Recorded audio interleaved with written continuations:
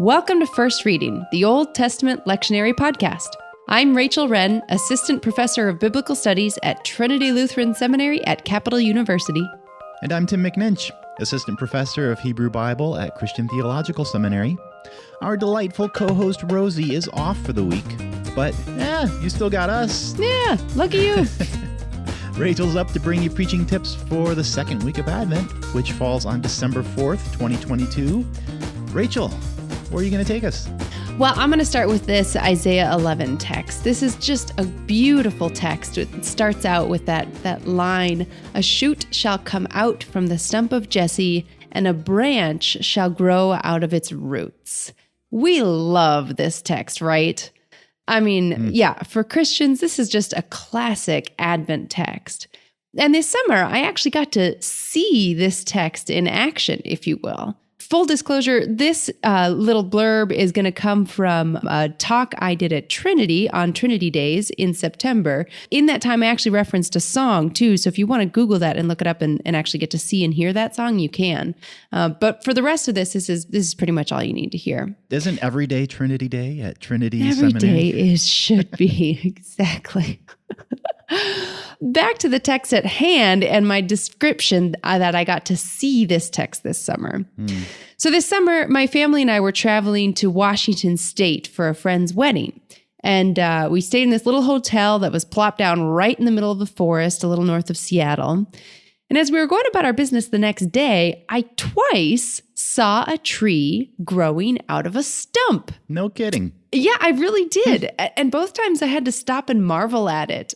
I don't think I'd ever really noticed this phenomenon before. And actually, to be honest, I didn't even notice it this time until my husband pointed it out to me. But it was remarkable. The stump just sits there, this huge, solid but decaying form. And out of the top of the stump, both times, grew not just a little sapling, but a giant, fully formed tree. The coolest part, too, wasn't even that, though. The coolest part was that the roots of the new tree come from both inside the stump, but they also grow out along the outside. So they enfold the stump and encompass it. The stump is no longer just a stump. It's part of the new tree. And what was really evident in that picture as I saw these trees is it was not just the death of the old and the life of the new, but that the stump itself was somehow being resurrected. Getting some theological language there. Yeah. And that's really the point I want to make, is that it's important to make clear what's going on in the Isaiah text for today. It's not the death of the old and the start of a new. It's a resurrection. Now, this is where a careful literary analysis of the biblical text can really produce preaching fruit. So, Tim, look at that final verse 10 for our pericope. What do you notice as being highlighted there? The stump of Jesse's still there, still standing. Yeah, exactly. So it says, "On that day, the root of Jesse shall stand as a signal to the peoples. The nations shall inquire of him, and his dwelling shall be glorious." It doesn't at all talk about the sapling, does it? Right. It's just about the stump, the stock. Yeah. So at the end of this poem, the poet bypasses the, do you say it's sapling or sapling? I say sapling. I do too, but it looks like it should be sapling. All right. Well, dear listeners, you can decide for yourselves. I'll say sapling from here on. I'll just go in line with the hegemony. Okay. Hegemony or hegemony? Oh, dear. The poet returns to the root of Jesse. And we Christians sure like to focus on the shoot and branch part of this text, right? Right, yeah. And I think that's natural. But before we get there, we need to make sure that we are allowing the fullness of this text to speak to us, allow the fullness of the text to sing, as it were. And that final powerful push of this text is not to raise up the shoot, but to return us to our roots. On that day, the root of Jesse shall stand as a signal to the peoples.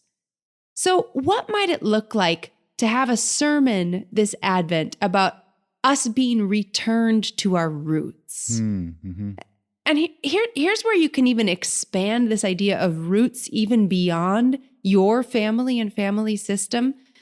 Reverend Imani O'Lear is a Lutheran pastor from the Upper New York Synod, and she has this really beautiful talk on what she calls the community of belonging. She says, families are wonderful, but you do not get to give consent to be part of your family. Right.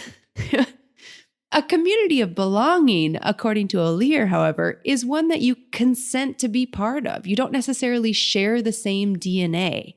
Isn't that what it is to be grafted on to something? To belong, but not necessarily to share the same DNA. And when you are grafted into a community, do you then replace or supersede that community?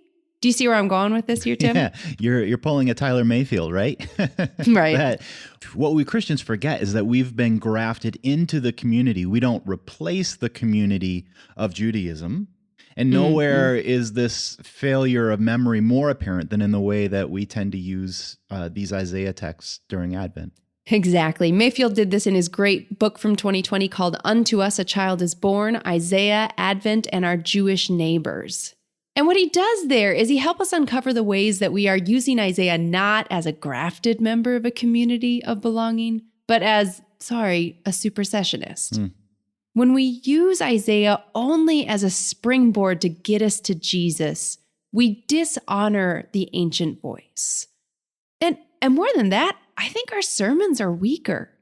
I believe that our sermons actually get better when we let the Hebrew scriptures sing instead of trying to overpower them with a purely New Testament song.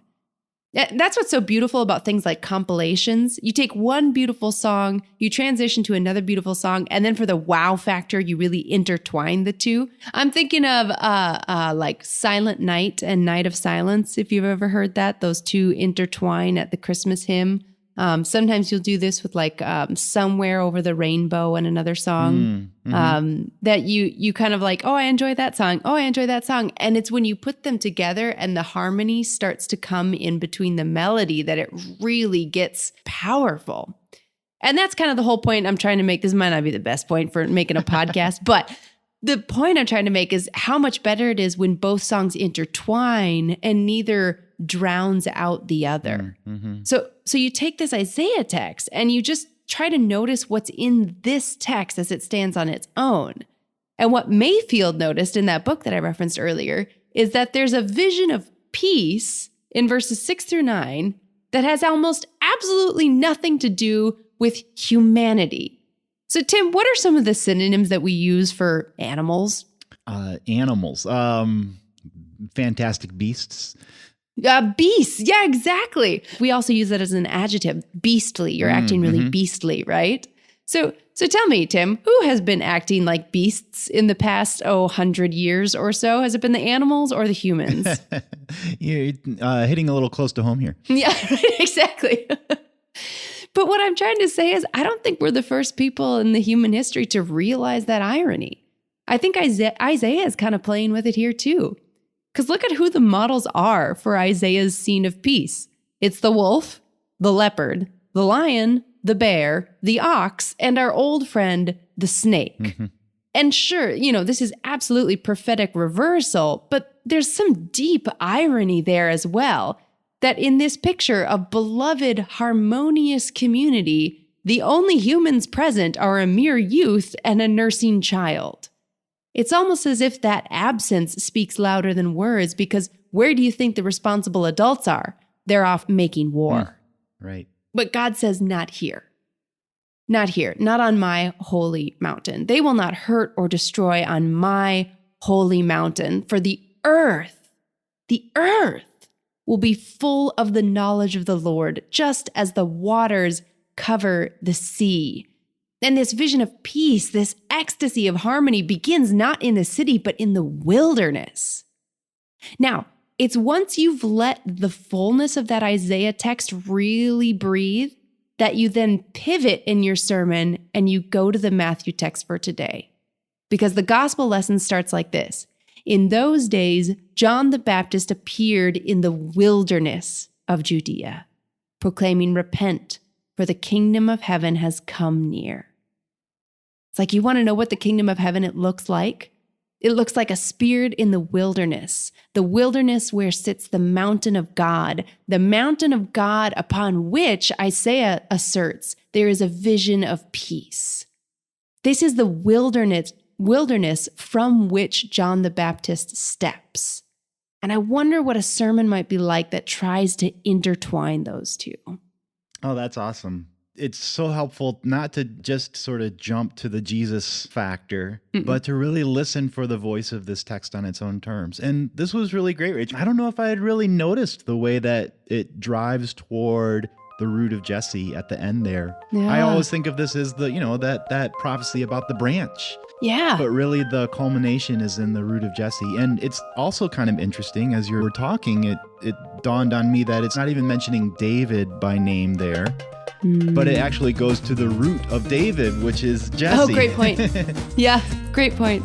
Well, thanks a lot for that, Rachel. That was great. Of course. And thanks to all of you for listening to another episode of First Reading. As you may know, all of our back episodes are available and quite searchable on our website, firstreadingpodcast.com. Please consider supporting our work by donating there or by sharing your favorite episodes with the Hebrew Bible lovers in your life. We're looking forward to being with you next week. Until then, I'm Tim McNinch. And I'm Rachel Wren. Happy preaching.